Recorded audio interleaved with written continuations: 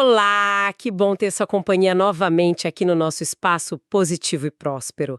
E aí, como é que tá sendo essa jornada? Já sentindo o impacto dessas ideias sobre prosperidade no dia a dia? Hoje, olha, a gente avança para o sexto capítulo daquele livro fundamental, né, do Wallace Wattles, A Ciência de Ficar Rico.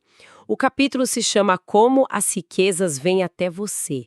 E ó, se por acaso é a primeira vez por aqui, vale a pena dar uma olhada nos episódios anteriores, tá? Porque o Wallace ele vai construindo o raciocínio dele assim, passo a passo. Exatamente. E é impressionante como essas ideias, mesmo sendo lá do início do século XX, conversam tanto com a gente hoje, né? Em 2025. Verdade. Esse capítulo, ele foca muito em como a riqueza flui de um jeito diferente quando a gente muda a chave, sabe?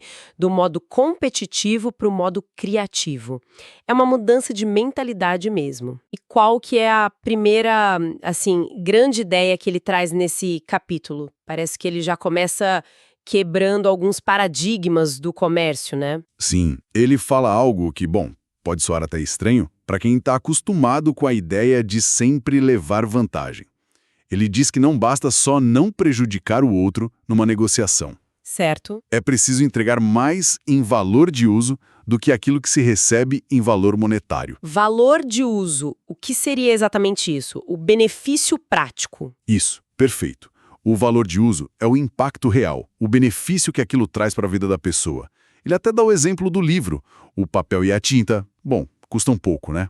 Esse é o valor monetário. Uhum. Mas as ideias que estão ali dentro, essas podem transformar a vida de alguém e gerar milhares. Um valor de uso gigantesco. Entendi. E ele dá outros exemplos também, né? Para ilustrar essa questão da troca justa versus a exploração. Sim, tem um exemplo, talvez um pouco datado para hoje, mas a lógica é boa. Ele fala que vender, sei lá, uma obra de arte caríssima para alguém que não tem como apreciar ou usar aquilo, no exemplo dele, um esquimó isolado mesmo, que seja lucrativo, seria injusto. Porque não agrega valor de uso real para a pessoa, né? Exato. Por outro lado, trocar algo que custa menos em dinheiro, tipo uma ferramenta útil, ele usa o exemplo de uma arma, mas pense numa ferramenta por algo que vale mais em dinheiro, como peles raras, com essa mesma pessoa, seria justo se essa ferramenta aumentasse muito a qualidade de vida dela, a capacidade dela de prosperar. Nossa, isso muda totalmente a perspectiva sobre negócios, né? A ética da transação fica em primeiro plano. Se não melhora a vida do outro, talvez seja melhor nem fazer o negócio. É por aí. E ele não para nos negócios externos, ele leva isso para dentro da empresa também, falando dos funcionários. Ara sim, o tal do princípio do avanço. Certo. Como funciona isso? Isso. A ideia é que, mesmo que o dono do negócio, claro, ganhe mais em dinheiro do que paga em salários, a estrutura da empresa tem que ser pensada para funcionar como uma escada. Uma escada. Como assim? Uma escada de oportunidades. Quer dizer, o negócio tem que oferecer um caminho real para quem está ali, trabalhando, se esforçando, buscando crescer. Um caminho para essa pessoa também alcançar a própria riqueza, progredir. Entendi. Então a responsabilidade do empregador não é dar a riqueza de mão beijada, mas criar a possibilidade do avanço. Exatamente. Criar a oportunidade. Se a pessoa não aproveita, aí, bom, a responsabilidade já não é mais do empregador, segundo o Atlas. O foco é sempre agregar valor e possibilitar o crescimento. Tá claro. Mas aí fica a dúvida. Como que essas riquezas, como elas se materializam segundo ele? Ele fala muito da tal substância informe, mas imagino que não seja tipo mágica, né? Fazer aparecer dinheiro do nada. Não, nada de mágica. É um processo mental bem definido até, que interage com essa substância, essa inteligência universal.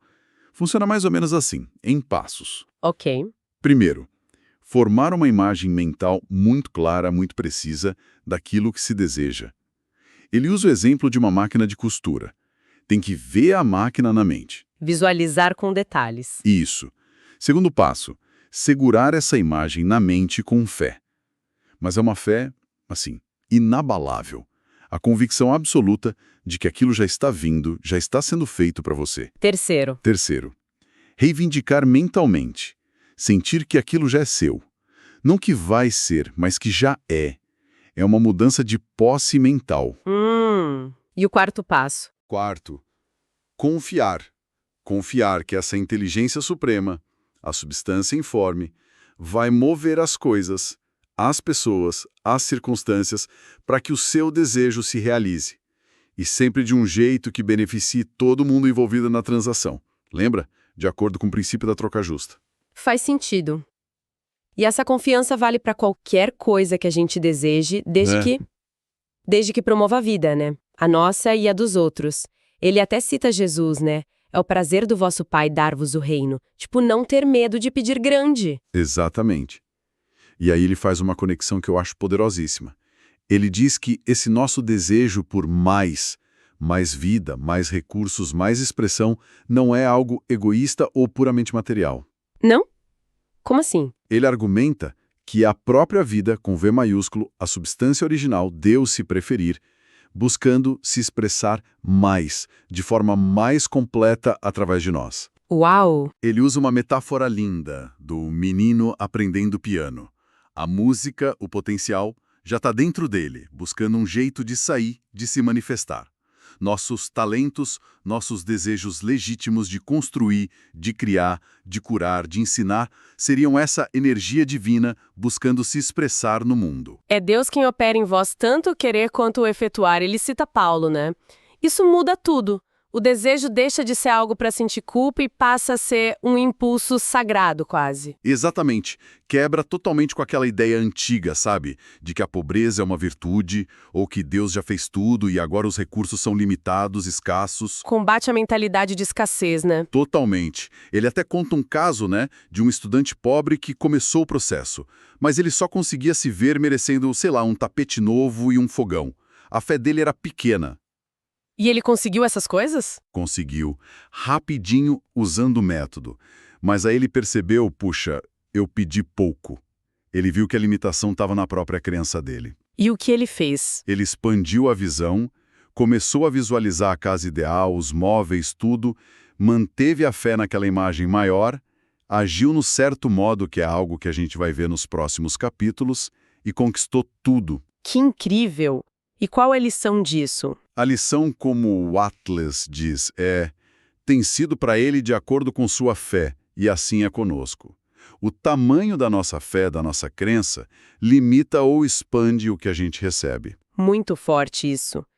Então, para a gente resumir os pontos principais desse capítulo 6, a riqueza vem pelo caminho criativo, não o competitivo. Isso. E o foco tem que ser em dar mais valor de uso do que o valor monetário que a gente recebe em troca. Manter a imagem mental clara, com fé absoluta. E entender que o nosso desejo por mais vida é, na verdade, um impulso divino. E superar essas crenças limitantes de que não tem para todo mundo, que escassez. É isso. Perfeito. E fica aquela reflexão, né? Se esse desejo de crescer é mesmo o universo querendo se expressar através de nós, como é que a gente pode fazer das nossas interações diárias no trabalho, nos negócios, nos relacionamentos, canais mais conscientes dessa força criativa? Como a gente pode agregar valor real ao mundo a cada passo que a gente dá? Excelente pergunta para a gente levar e pensar sobre ela, né? Olha, muito obrigada pela companhia de todos e pelo interesse crescente nesses assuntos. É muito bom ver isso. Motiva a gente a continuar explorando juntos esses caminhos para uma vida, mais próspera, mais positiva. E lembrem-se, é uma jornada, né? Exige estudo, ação, persistência. Por isso, continuem acompanhando que teremos mais conteúdo diariamente por aqui. Se essa conversa ressoou de alguma forma, se fez sentido, deixa o seu like, se inscreve aqui no canal, ativa o sininho para não perder os próximos passos, tá? E compartilhe com quem você acha que também pode gostar. E claro, a leitura do livro original de Watts é sempre recomendada. E explorar outros conteúdos aqui do canal sobre o poder da mente, sobre manifestação. Isso mesmo. Muito obrigada mais uma vez e até a próxima.